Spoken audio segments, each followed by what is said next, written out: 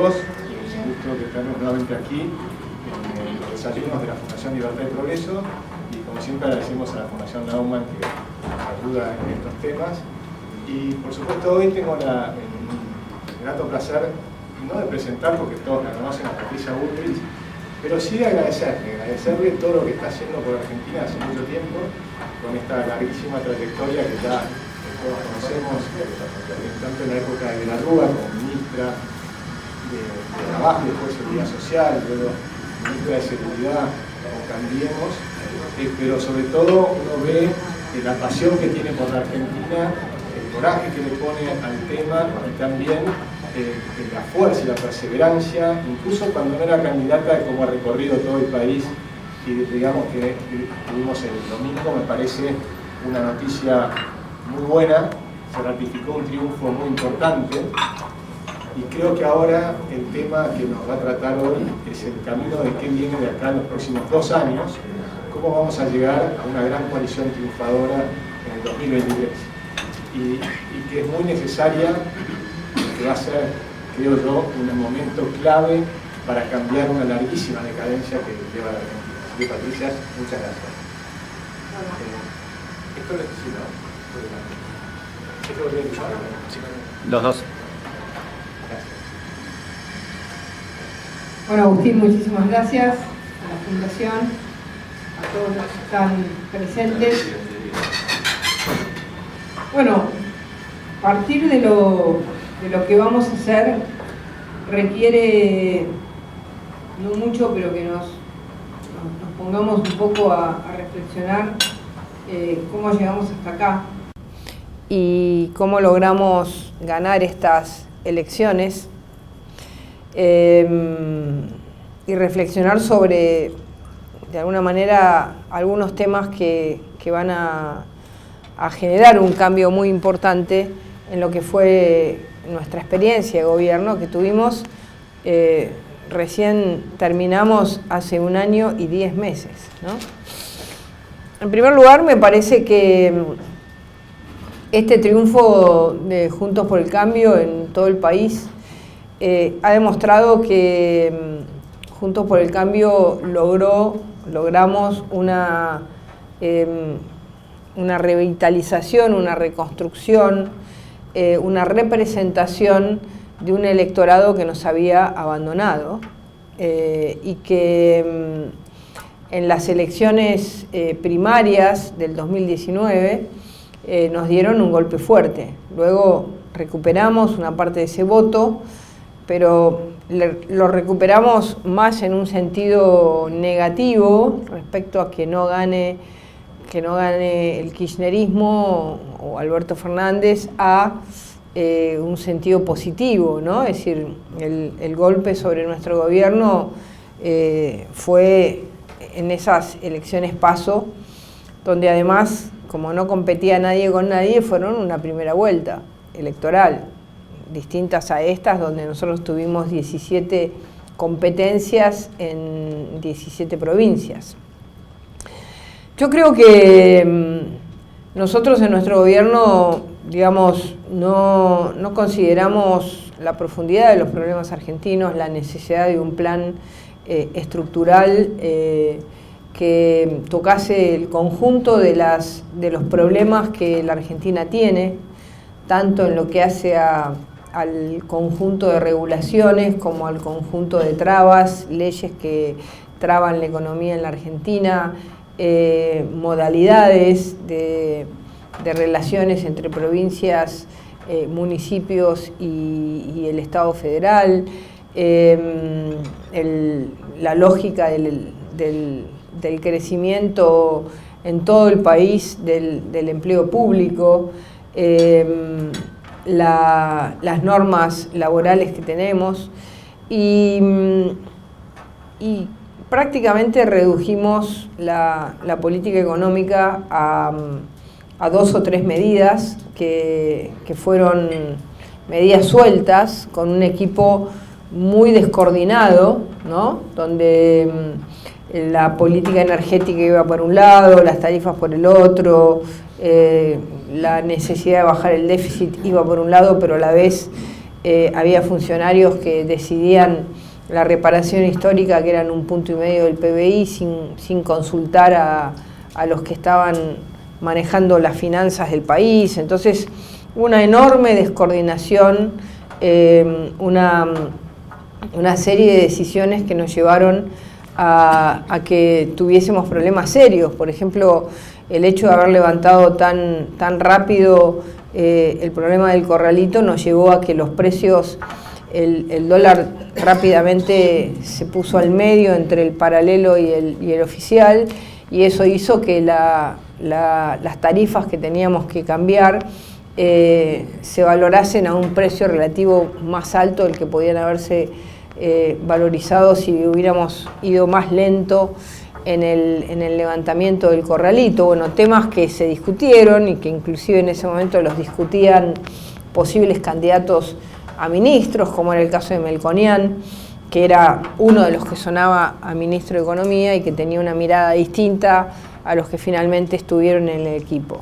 Bueno, objetivamente yo creo que las características, para no ir a las políticas en detalle de lo que sucedió, la característica fue una política descoordinada, gradual, esperando solamente pensar que había que construir poder político a las elecciones del 2017 y medio flotar sin ir a la profundidad de los cambios que había que hacer en todos los aspectos, ¿no?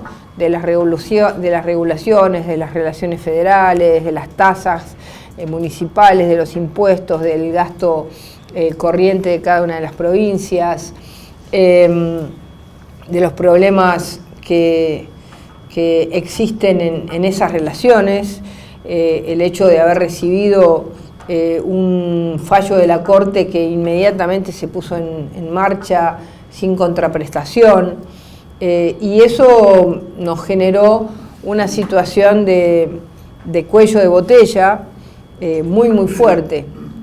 Yo también diría que hubo otro problema muy serio en nuestro gobierno, que fue la política social. Nosotros hicimos una política social más kirchnerista que el kirchnerismo. Digamos, mantuvimos la misma estructura, la acrecentamos, no tuvimos un cambio fuerte cultural, si bien nosotros en el Ministerio de Seguridad lo pedíamos porque veíamos todos los días lo que pasaba con esa política social, las consecuencias que tenía sobre la vida de los que estaban, digamos, insertos en esa forma de vida, ¿no? En ese estancamiento social, sobre todo los jóvenes. Y al final del mandato logramos, después de pelear mucho, una prueba piloto de un servicio cívico voluntario en valores, con el objetivo de generar un cambio muy fuerte en lo que era la estrategia de política social que habíamos tenido. Pero bueno, fue una prueba piloto con el objetivo de hacerlo en un segundo gobierno. Pero en el primer gobierno mantuvimos no solamente el estancamiento social, sino la conducción de esa política en manos de las mismas organizaciones que la venían haciendo, fortaleciendo a nuestro propio adversario político, ¿no? Yo creo que esos temas nos generaron una fuerte desilusión, sobre todo porque ¿qué se esperaba del ingeniero Macri, de Mauricio Macri? Se esperaba que en economía fuera su fuerte, ¿no? Es decir, por ahí no tanto en política social, no tanto en salud, no tanto en seguridad, pero que ahí estaba su fuerte y fue el punto más débil, y eso generó una fuerte frustración. Nosotros logramos a partir de eso, a partir de ahí tuvimos una serie de problemas muy serios de gobernabilidad.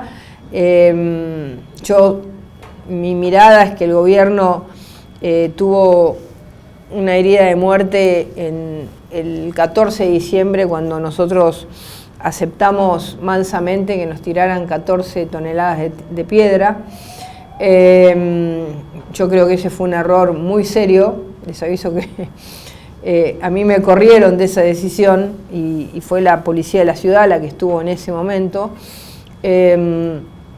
Y creo que eso fue una herida muy fuerte, no solamente a los 120 policías que estaban ahí, sino a las instituciones, al Congreso de la Nación, y que ahí se vio que nosotros habíamos ganado las elecciones, pero no teníamos poder político, que no teníamos capacidad de sacar una ley, sino era con un nivel de, digamos, de negociación absolutamente negativa para lo que había que hacer en el país, porque las negociaciones todas salían carísimas y ninguna implicaba una transformación.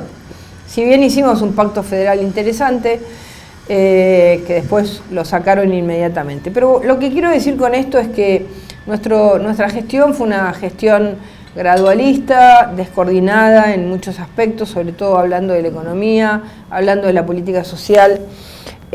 Todas las demás dependían de eso, la infraestructura dependía, teníamos un buen esquema en infraestructura, pero cuando cayó la política económica, cayó en una situación de enorme estancamiento, bueno, se nos cayeron todos los planes que teníamos de público-privado, las PPP, no pudimos generar la inversión que queríamos generar, que era potenciando, por supuesto, el capital privado y no solamente desde el capital público. Y bueno, eso nos hizo, digamos, tener un vuelo bajo hasta que tuvimos la primera evaluación y a partir de ahí no levantamos más cabeza, ¿no? Y eso nos llevó a que nuestro propio votante, sobre todo las clases medias, que fueron las que más sufrieron los aumentos de tarifas, las tasas de interés, la inflación, ¿no? Es decir, los negocios, los comercios, las empresas, sintieron que no habíamos tenido una solución.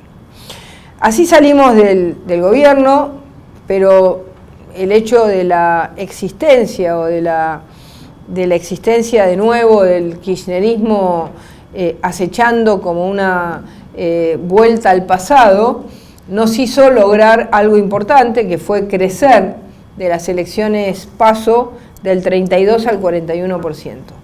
Y eso nos hizo, digamos, mantener una coalición política con capacidad de recambio, cosa que en la Argentina hacía mucho tiempo que no sucedía. Es decir, tener capacidad de recambio, de ser una coalición política con una estructura política importante, con diputados, senadores, gobernadores, intendentes, y mantenerla unida, no pasaba desde 1983. Recuerden ustedes que todo gobierno después del 83, quien perdía iba casi al punto cero, ¿no? Masachesi sacó el 15% de los votos, Moró sacó el 1,5%, es decir que era como una vuelta a la nada. Bueno, esto nos permitió a nosotros tener una posibilidad de reconstruir, digamos, de mantenernos como una oposición unida, con capacidad de pensar que el país tenía una alternancia, por más que en ese momento quizás se veía como algo lejano. Bueno, ahí comenzó un debate bastante interesante en el seno de Juntos por el Cambio, y sobre todo en el seno del PRO, respecto a cuál era el posicionamiento, cuál era la manera en que había que construir la política de ahí en adelante. Yo como presidente del PRO planteé que el PRO lo que tenía que plantearse era fundamentalmente una estrategia de revinculación social, de ser una fuerza social, de ser una fuerza de representación, y que esa representación había que jugarla muy fuerte en todos aquellos sectores que habíamos perdido, habíamos perdido en el camino de nuestra gestión. En el marco de esa discusión había otra mirada que era, bueno, hay que acompañar al gobierno, tenemos que ver cómo el gobierno evoluciona. Rápidamente vino la pandemia, el miedo, la situación de acompañemos al presidente que tiene 80% de imagen positiva, y ahí comenzó a construirse una mirada de acompañar al presidente por esta lógica. Yo creía que eso era algo que había que romper definitivamente, ¿no? Es decir, que la coalición se manejase tácticamente por las encuestas, había sido una mala jugada en toda nuestra gestión, ¿no? Y no nos había llevado a tomar decisiones estratégicas y de largo plazo por miedo a las consecuencias que eso podía tener y no pensando que esas consecuencias en un plazo no tan largo nos iban a sacar de la crisis. Bueno, ahí se fue como construyendo un debate en el seno de Juntos por el Cambio, que más o menos todos conocen, pero yo creo que la construcción de esta búsqueda de la representación que se dio en muchos hechos, en muchos hitos, en muchas causas, ¿no? La causa contra la liberación de los presos, la causa de los gringos del norte de Santa Fe, la causa de Guernica, de la usurpación de las tierras, la causa del sur, que todas estaban vinculadas con esta idea de digamos, un país gratis y un país que le cuesta conseguir su terreno y que lo tiene que pagar y que tiene que laburar y que tiene que salir.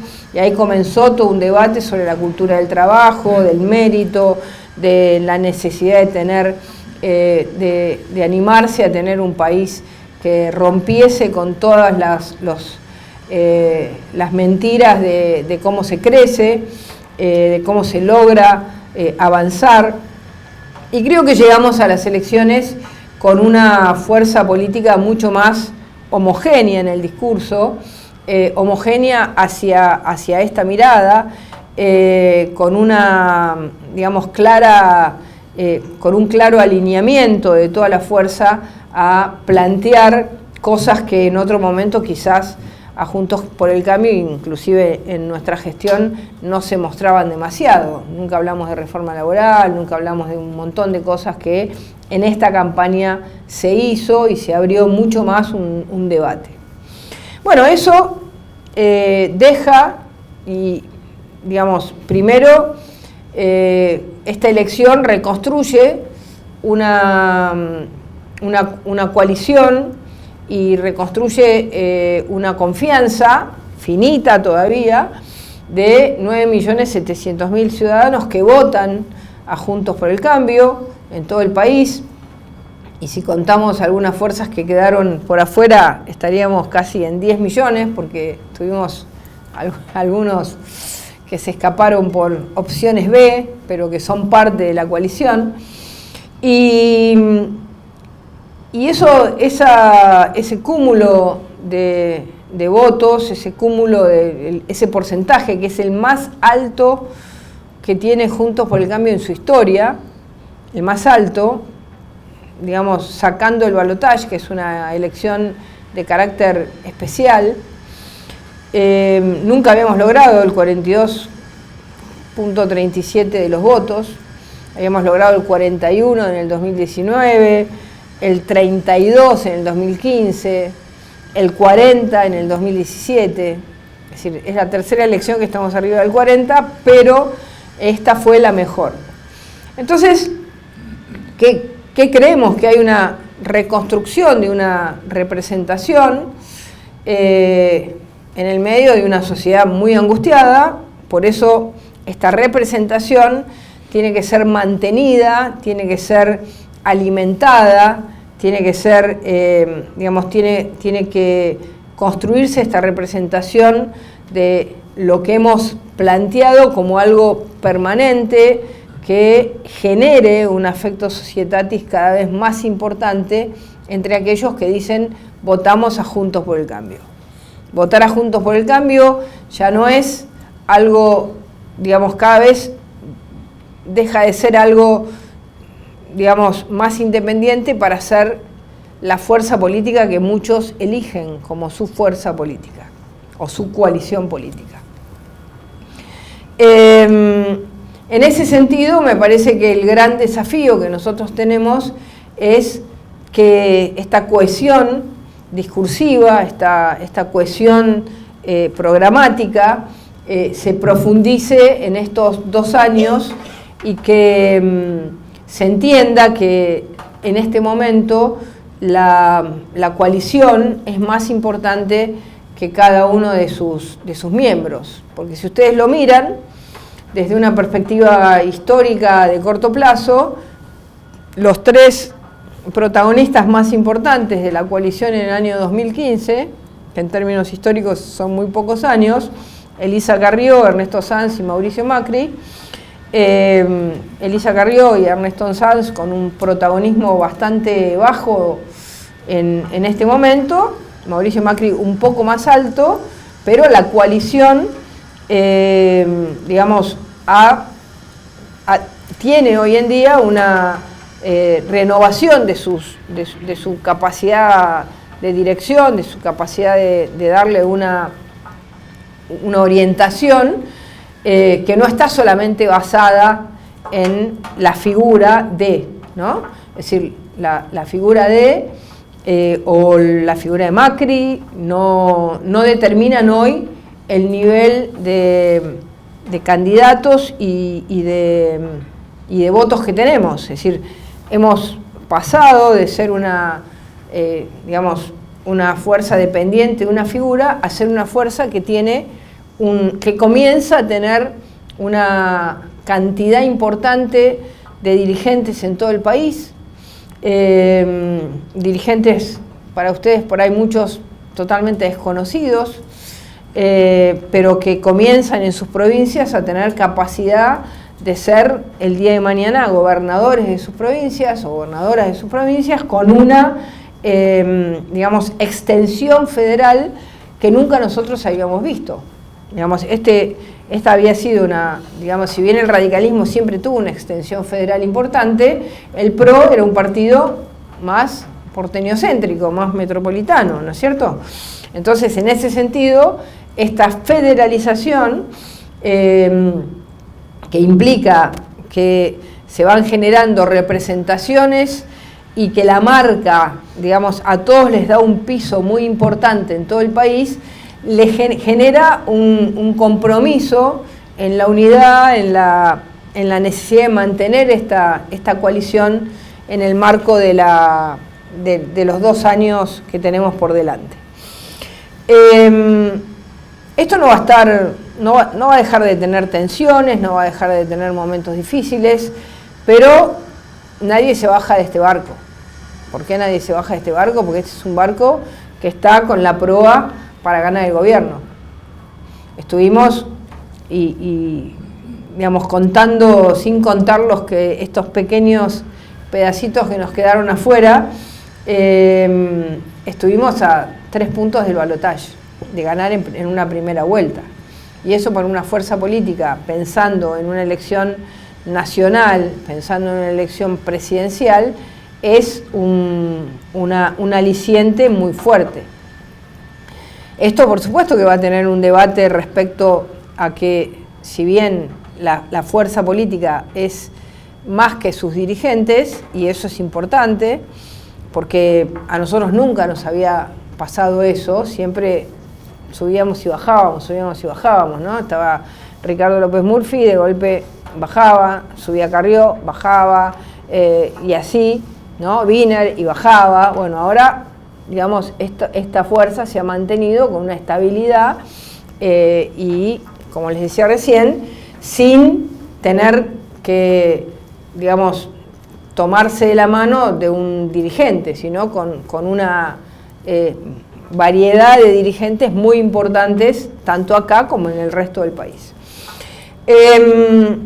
Esto ahora, digamos, también ha tomado la coalición una característica que es importante, que este discurso de cambios más radicales, de cambios más fuertes, de cambios más intensos, de la necesidad de los compromisos que se han hecho de no subir impuestos, los compromisos que se han hecho de cambiar legislación laboral, de facilitarle la vida a las empresas, de tener una mirada, diría, más capitalista, más clara, menos confusa, ha entrado en todos los actores. Y eso también es importante desde la perspectiva de cuál es el cambio que se espera de Juntos por el Cambio. Me parece que ese discurso, yo recorrí el país y todos los candidatos tenían ese mismo rezo laico de los mismos elementos que generan un cambio en la Argentina. En ese sentido, me parece que acá sin duda que va a haber una tensión en la coalición en el próximo tiempo, que de alguna manera se empezó a ver un poquito en la campaña, pero bueno, también la campaña era un elemento en el que ciertas cosas no se podían discutir, no tenían sentido discutirlas, como fue el caso de la discusión que se abrió cuando Mauricio Macri contó que se había juntado con Milei. Nosotros competíamos con Milei, entonces era evidente que los que estaban en el cargo 8 y 9 iban a estar planteando que no era el momento oportuno para dar ese debate, y entonces se empiezan a generar cierres en vez de esperar el momento oportuno para dar debates en el momento oportuno. Más allá de la persona, el debate no es tanto con la persona, sino con las ideas que pueden representar determinados dirigentes. Inclusive es bastante increíble, ¿no? Porque muchas veces se discute esto y la mayoría de los partidos libertarios o de los grupos libertarios, pues no son partidos, en el país estuvieron adentro de Juntos por el Cambio. Yo cada acto que iba siempre había 4 o 5 con la banderita amarilla, con las viboritas y haciendo la L. Y entonces, digamos, claro, quizás porque no tenía una cabeza, quizás porque no tenía un liderazgo, quizás porque no tenía la personalidad que puede tener Milei, que es una personalidad controvertida en el sentido de que es un tipo que tiene un estilo fuerte, ¿no? Una mezcla de liberal rockero, no sé cómo definirlo, pero que eso también entra en determinados sectores sociales y en determinados jóvenes, de otra manera quizás no lo hubiera hecho. Entonces, ahora va a venir, sin duda, un debate sobre las características que la coalición tiene que tener, el programa que va a plantear. También esto tiene que ver con cuál va a ser el nivel de crisis y el nivel de profundización de las mismas ideas que está llevando adelante el gobierno. Desde mi punto de vista, el gobierno no tiene mucha intención de cambiar nada y tiene una intención muy clara de hacernos pagar el costo del acuerdo con el Fondo Monetario, solamente a nosotros, es decir, bueno, nosotros, a ver, el costo ¿quién lo paga? Y lo pagan las clases medias, lo pagan los que pagan impuestos, y todo nuestro votante no lo paga y lo pagan todos los votantes de Juntos por el Cambio, ¿no? Otra vez ya lo hicimos con las tarifas, otra vez no lo hacemos, o lo paga todo el mundo, o nosotros no vamos a ser los que entreguemos la cabeza de nuestros votantes para que el kirchnerismo salga liberado y le diga, no, a vos te conseguí que no pagues tarifas, te conseguí que en las zonas frías tengas más calefacción y no pagues el gas, a vos te conseguí todo, y para estos, viste, les doy con un caño y les aumento las tarifas, les aumento esto, les aumento impuestos. No, a ver, tampoco vamos a ser ingenuos. Espero que hayamos aprendido y que nuestros diputados y senadores entiendan qué significa defender a su votante, ¿no? Qué significa que defendamos a nuestros votantes. Y entonces estos acuerdos tienen consecuencias y tienen que tener consecuencias parejas y en todos. Si no, es pura pérdida. Igual esto todavía está muy en pañales. Yo veo a un gobierno que va hacia una profundización de un discurso bastante irracional.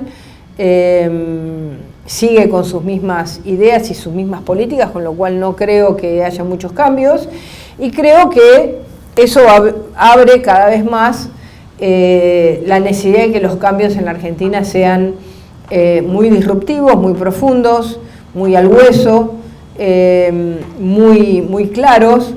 Así que bueno, la idea que tenemos nosotros es en este momento, en el Parlamento, poder tener una mirada clara respecto a las cosas que votamos y que no votamos, no tener problemas como tuvimos estos años con la ley de alquileres y algunas leyes que nos dejaron una mala marca, tener una mayor claridad de las cosas, que vayan marcando un camino y ir, digamos, dándole una orientación a la coalición de un cambio que tiene que ser de 180 grados, que no puede ser un cambio tibio, que no puede ser un cambio que no sea valiente, que no toque todas las áreas del poder, las relaciones federales, las tasas municipales, la relación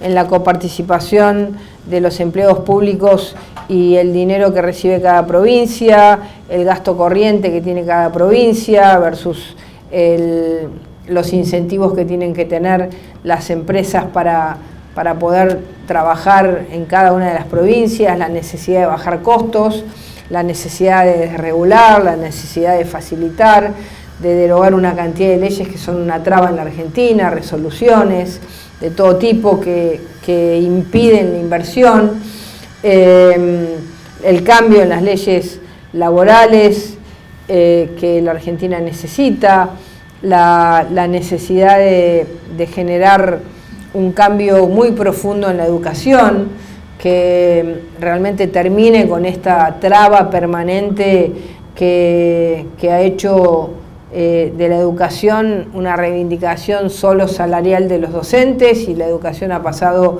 a un cuarto plano.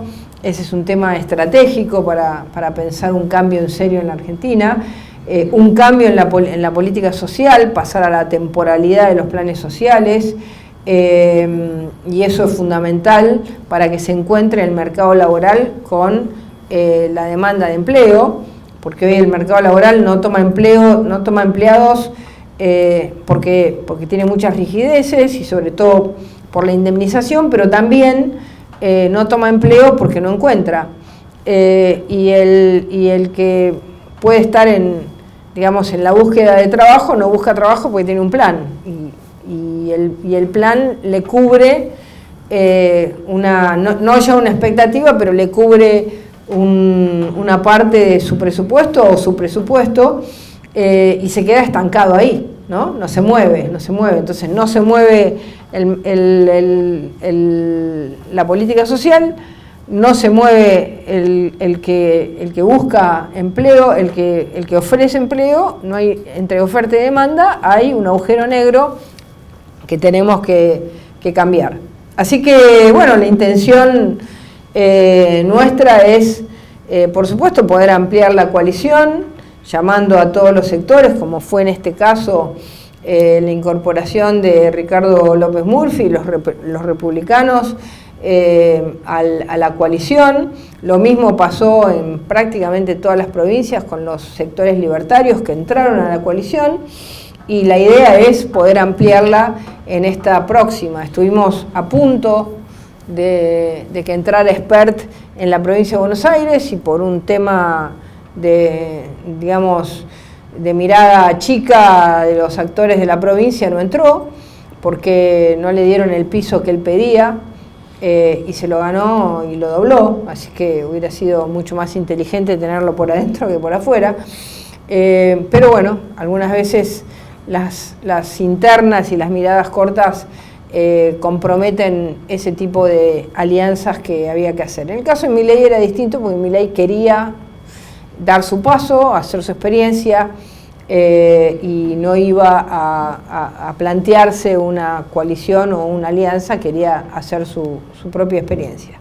Así que bueno, el objetivo es ampliar la coalición, también hay miradas, algunas quieren ampliarla, digamos, en una mirada más corporativa, de un acuerdo con sectores peronistas, otros pensamos que tiene que entrar toda esta corriente liberal importante que ha quedado afuera en estas elecciones, que eso va a darle más énfasis al cambio que hay que hacer.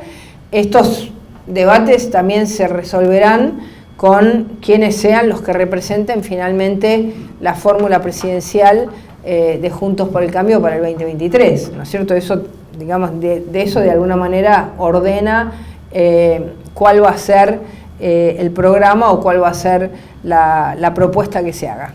Así que, bueno, en esto estamos y paro acá para que podamos conversar. Gracias. Gracias. Bueno, si hay alguna pregunta, tengo varias.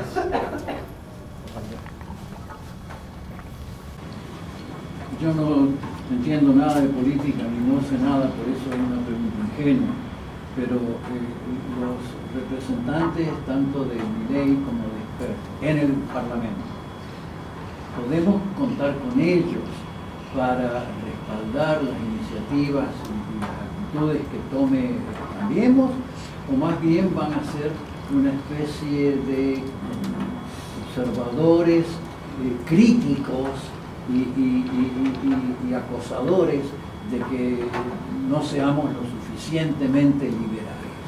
¿Contamos con ello o nos van a vivir criticando?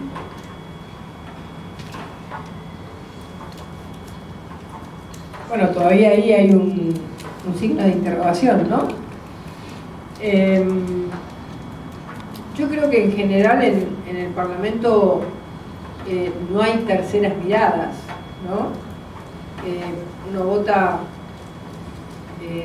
a favor o en contra de una determinada iniciativa que manda el gobierno, y creo que van a ser más las veces que se va a votar en conjunto que las veces que van a tratar de marcar la diferencia.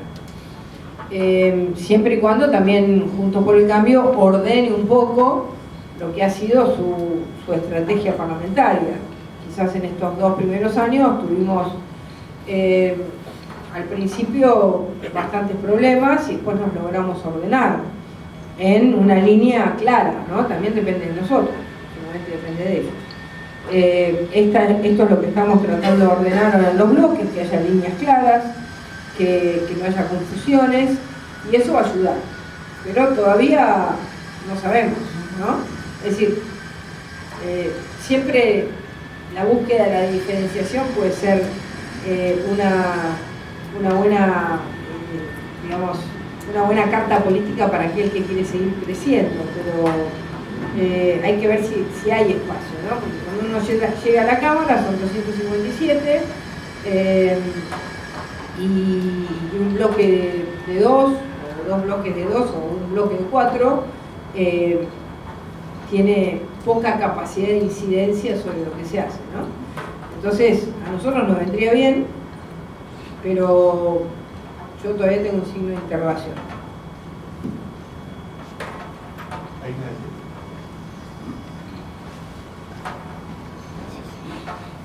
Buen día, Patricia, muchas gracias. Buen día. Una pregunta que hace a la autocrítica, que quizás amplía la autocrítica muy buena que has realizado, es si el éxito que ha obtenido la coalición no solo se debe a condiciones internas, características internas, sino también al temor al cupo.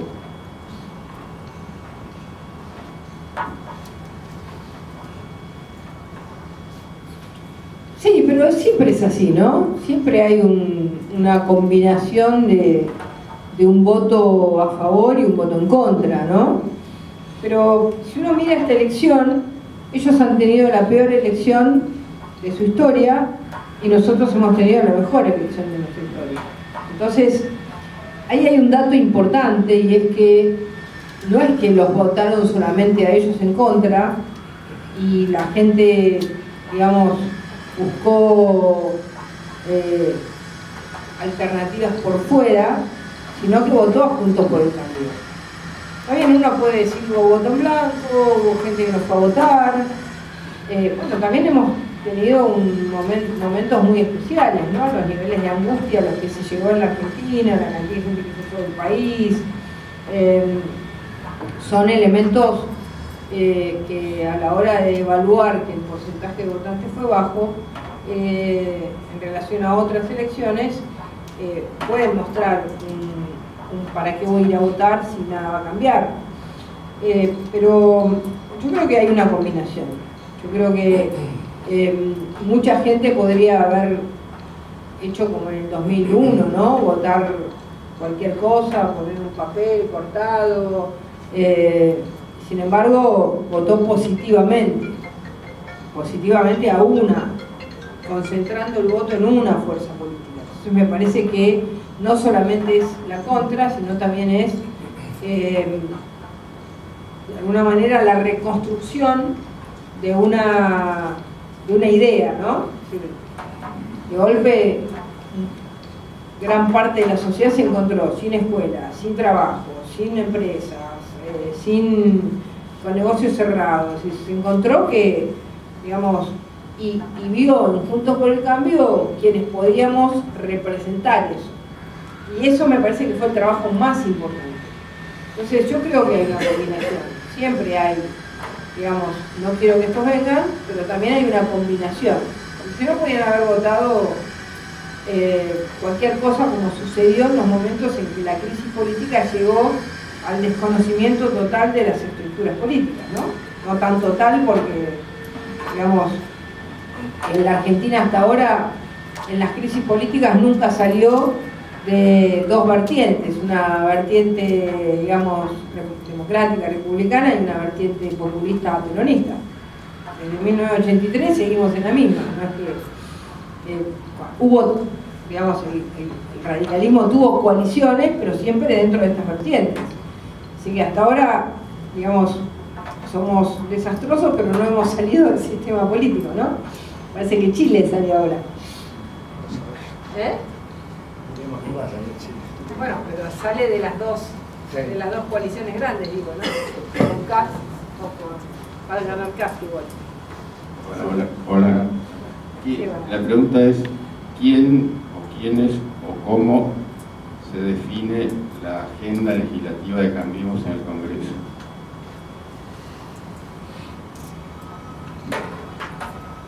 Bueno, esa es una buena pregunta, que si me están grabando no sé cómo voy a hacer para decirlo. Ahí hay una batalla que vamos a dar, digamos. Nosotros creemos que la agenda legislativa del Congreso, más las posiciones respecto a lo que presenta el gobierno, tiene que ir mostrando el camino que queremos hacia adelante. Y en ese sentido, estos primeros años tuvieron una relación, digamos, de relaciones más carnales con Massa. Entonces nos parece que es más importante ir manteniendo nuestra personalidad política, nuestra identidad política, que tener una relación que, en definitiva, digamos, si son cosas positivas, se votan, pero objetivamente ese tipo de relaciones no generan confianza. Entonces va a haber una discusión. Nosotros vamos a dar una discusión sobre el carácter que tiene que tener el bloque, las leyes que se pueden votar y aquellas que no se pueden votar, la agenda propia. Se va a dar un debate. Vamos a dar un debate y creo que hoy salió una nota en el diario que lo vamos a dar, así que sí, es muy importante dar ese debate, porque si no podemos perder toda esta representación que hemos ganado.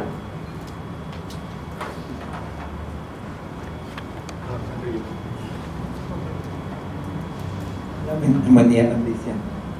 Una pregunta o dos en realidad. La primera es si consideras que esta autocrítica que hiciste es lo suficientemente compartida por los principales alfiles, pienso en figuras como Macri o el propio Marco Peña, y después si consideras, como algunos sospechan, que parte del voto que había ido a López Murphy en las PASO pudo ahora trasladarse a Milei por parte de algunos electores que continúan bastante defraudados o Cambiemos y que no estaban ahora dispuestos a poner ese voto ahí por más antikirchneristas que fueran.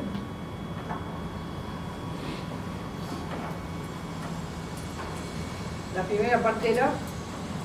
Si era compartida, sí. A ver, sin duda los que fueron más protagonistas de ese momento tienen por ahí una autocrítica un poquito más lavada, ¿no?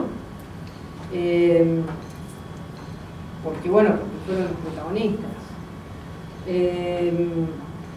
Porque fueron, digamos, si bien todos fuimos protagonistas, porque fuimos ministros y demás, había un grupo que era el que tomaba las decisiones.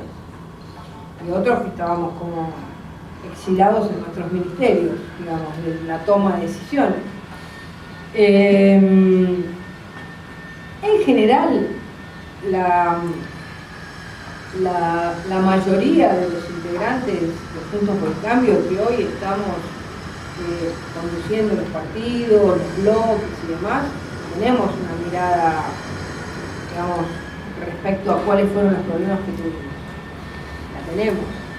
Algunos que por ahí fueron más protagonistas son menos críticos sobre su propia historia, sobre su propia acción. A ver, contándolo en términos estrictamente numéricos, y sí, hubo una parte del voto que, digamos, en la Ciudad de Buenos Aires, en las PASO nosotros tuvimos más votos que en la general. En las PASO tuvimos el 48 y en la general tuvimos el 47. Así que hay algún voto que se fue. Hay algún voto que se fue. Que seguramente sí. Milei pasó de... ¿Cuánto tuvo en la primera vuelta? 14. De 13 a 17. 4 puntos en proporción al porcentaje de votos de Milei es importante, ¿no? Es un 30%. Un poquito menos, 25% de votos. Así que algo del voto se fue. Pero bueno, cuando hay terceras fuerzas y tampoco se pone en duda el triunfo, esas cosas pasan, y sobre todo en una elección parlamentaria. Quizás en una elección presidencial es distinto.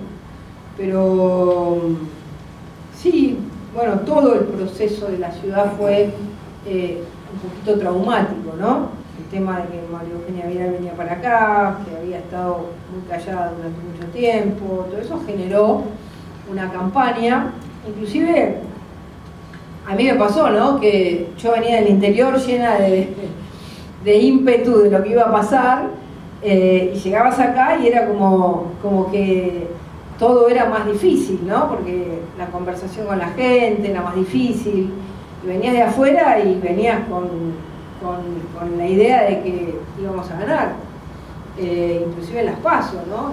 Yo tenía la total convicción de que íbamos a ganar en todo el país. Pero acá hubo como un debate de si ese enroque había estado bien, si María Eugenia tenía que estar acá, tenía que estar allá, si era correcto, si había sido correcta su actitud en silencio durante 1 año y medio. Ese debate se dio, y ese debate llevó a que tuviésemos alguna fuga de votos, y igual siempre, y esto hay que entenderlo, y quizás nosotros no lo explicamos entre las PASO y la elección. Cuando hay competencia, hay más votos, porque sale la gente a tratar de ganarle al otro candidato. El Frente de Todos no tuvo competencia en ningún lugar. Entonces era evidente que iba a tener una pequeña recuperación. Era evidente que iba a tener.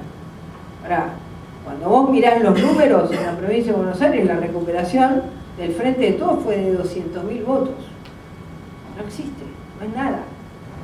No es nada, absolutamente nada en términos de los votos que perdió. Perdió 2 millones, perdió, bueno, lo que pasa es que votó menos gente, pero en proporción perdió del 48 al 33. en cantidad de votos perdió 3 millones de votos y nosotros ganamos 2 millones de votos. Entonces, pero en la ciudad se dio esa pequeña fuga.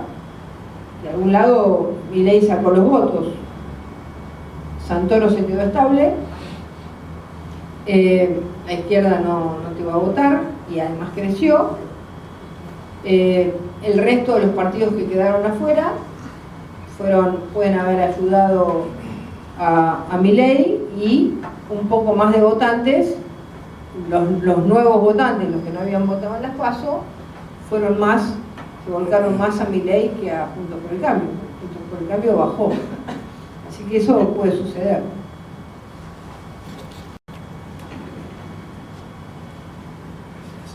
Patricia, ¿qué está pasando con la boleta única? Tengo entendido que ya está implementada, que se usó para los que votaron en el exterior y en las cárceles, pero nosotros no la podemos usar. Es un disparate, un despilfarro de costo de boletas y maniobras. Si ya está implementado, ¿qué es lo que pasa que no se termina?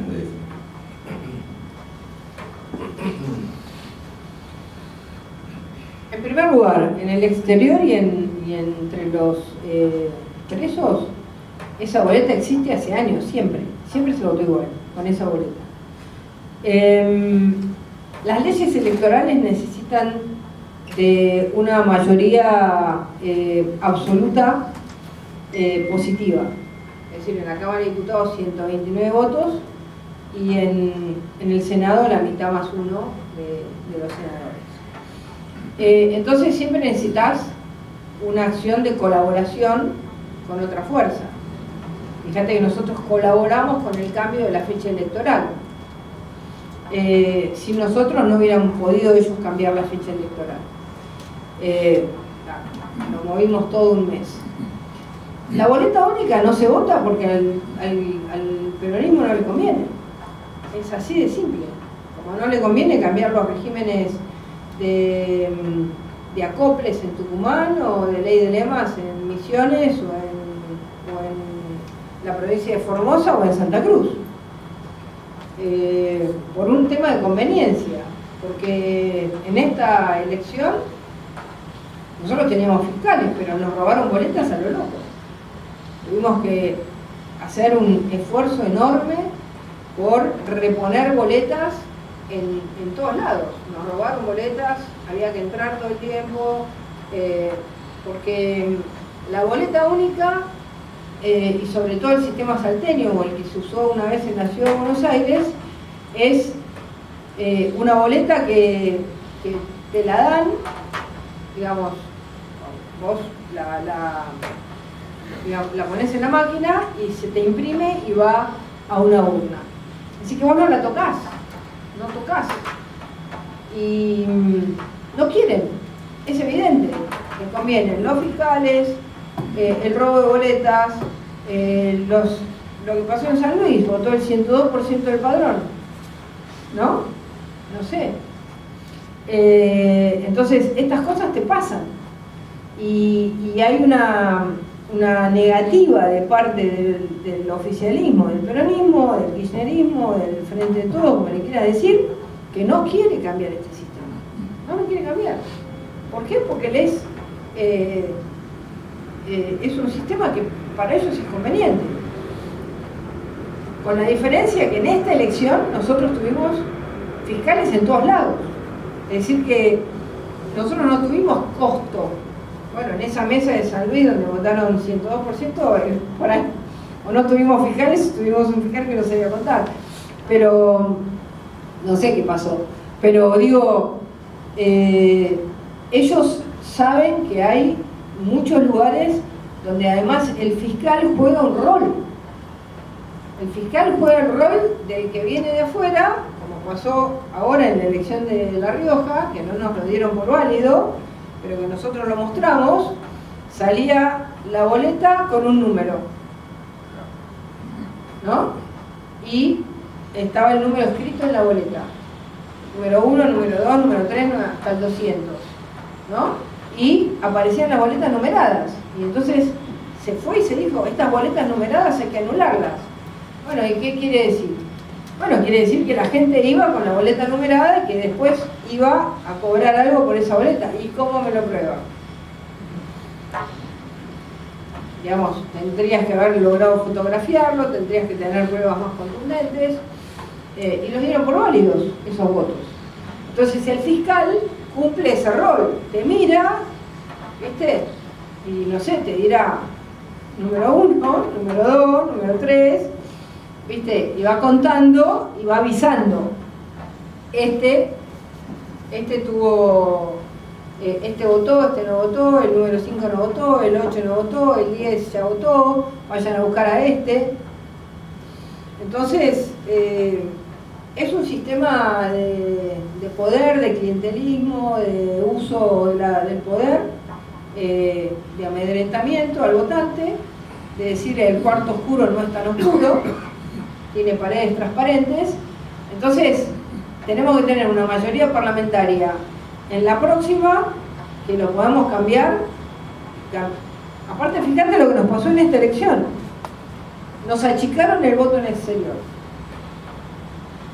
Nosotros habíamos hecho un decreto que la gente en el exterior podía votar por correo. Lo anularon. Anularon la cantidad de lugares donde se podía votar. Lo anularon. Acá, cuando vienen a votar los bolivianos, les prestamos las escuelas de todo el país. Allá dicen no, solo en el consulado. ¿Por qué?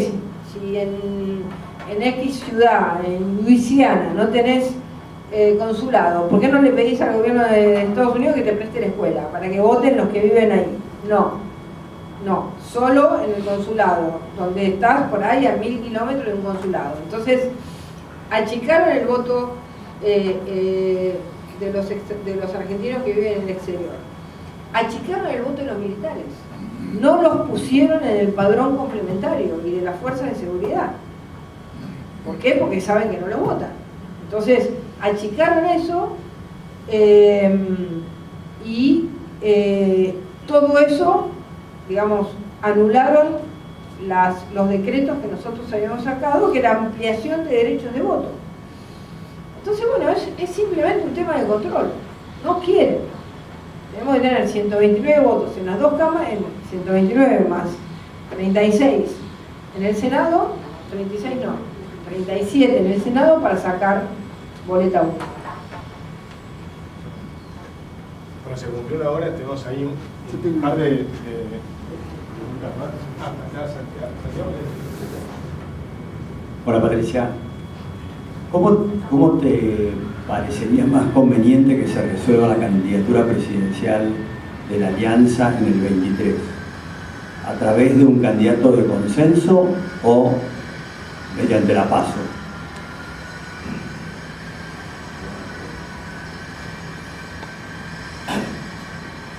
No va a haber candidato de consenso, va a haber paso. Va a haber paso. Hay más de un candidato, hay miradas, hay formas de pensar el futuro de Argentina, y eso se va a ver en las PASO. Va a haber paso. Yo, digamos, si vos me decís consenso, siempre es bueno el consenso, pero no va a haber consenso. No va a haber consenso porque hay, digamos, hay distintas miradas. Y eso se va a ver en las campañas y se va a ver en las candidaturas. Puede haber algunos que digan, bueno, quiero ser candidato porque quiero ser candidato, no porque tenga una mirada distinta, pero yo creo que va a haber paso. Convencida que va a haber paso.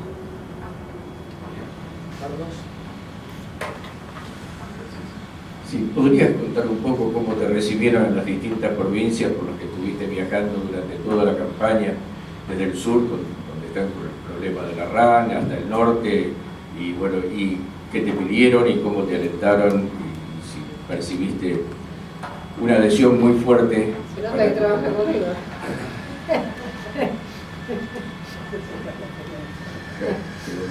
No vale, Carlos. Querés que me haga autobombo.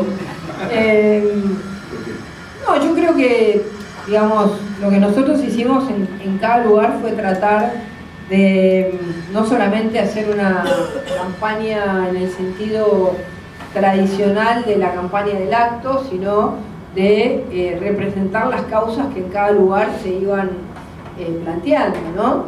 Entonces, bueno, hacer mucho énfasis en el sur.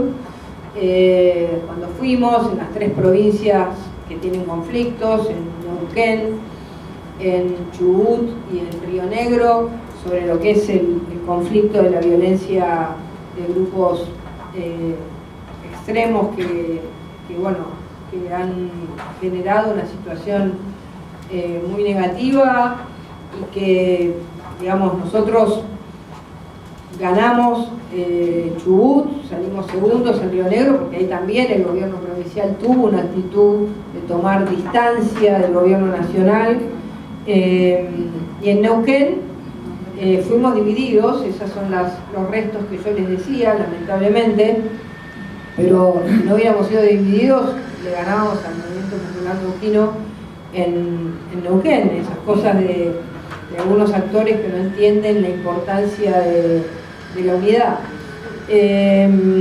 Lo mismo pasó en Formosa, que si bien Insfran recuperó en el interior de Formosa, en la capital, lo doblamos, le duplicamos los votos. Ustedes habrán leído en estos días que ganamos en 18 capitales del país, perdimos solo en 5, y la lucha que dimos en Formosa se reflejó en un porcentaje histórico para nosotros, y realmente fue una campaña en la que ellos al final tuvieron que salir a ganar, digamos, votos totalmente comprados en el interior, con una práctica que ya lleva muchos años, muy terrible, pero que bueno, nosotros tuvimos un comité electoral que iba atrás de cada una de las denuncias de uso del dinero público para las campañas, pero no das abasto, porque tenés todo el tiempo y tenés jueces que te dan bola y otros que no. Y bueno, no, la campaña fue realmente muy buena, un ánimo,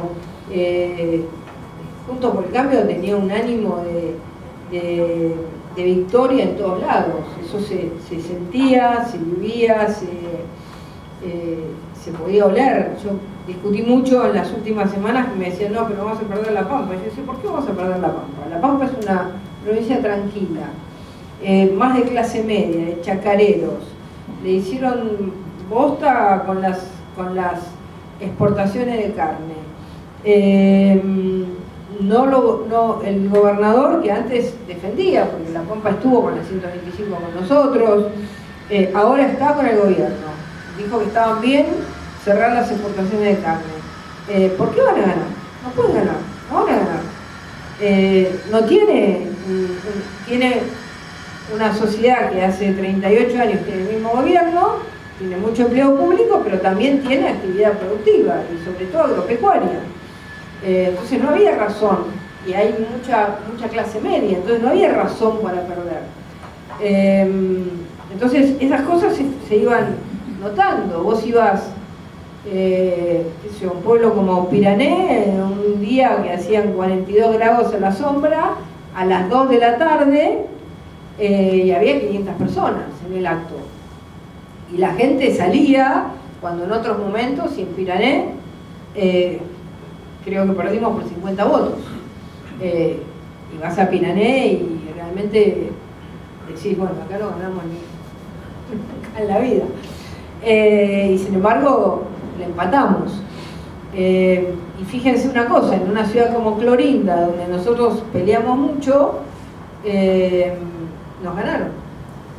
Nos ganaron porque, digamos, pusieron todo el énfasis en los nuevos votantes, en los que tienen doble nacionalidad, los que cruzaron por cualquier lado, ellos mismos habían habilitado eso y nos ganaron. Y esta vez no teníamos la gendarmería impidiéndoles entrar o la prefectura impidiéndoles entrar. Entonces, pero la verdad es que la realidad fue impresionante. Digamos, en Chaco, en Corrientes, en Misiones, en San Luis, en San Juan que perdimos ahí por una pizca, y con una fuerza afuera, del 8% de los votos, la coalición cívica afuera. Entonces, ahí también vos decís, ¿cómo puede ser que no se entienda la importancia de ir unidos y armás una fuerza que en definitiva después te la alimenta el mismo gobernador? Te la alimenta el gobernador, porque al gobernador le conviene esa tercera fuerza. Entonces, no, fue realmente una reconstrucción de representación muy importante. Hacer una muy cortita. Bueno, la última cortita. Creo que sé la respuesta. ¿Sabés la respuesta? Creo Bueno, que sé la contéstatela. respuesta, pero la pregunta es simple. ¿Vas a ser o querés ser candidato a presidente?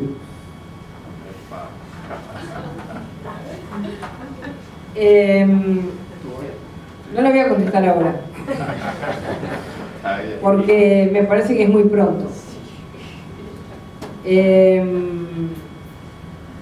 Pero la mirada que nosotros representamos en Juntos por el Cambio va a estar en la elección. Te la contesto así, suavemente. Gracias.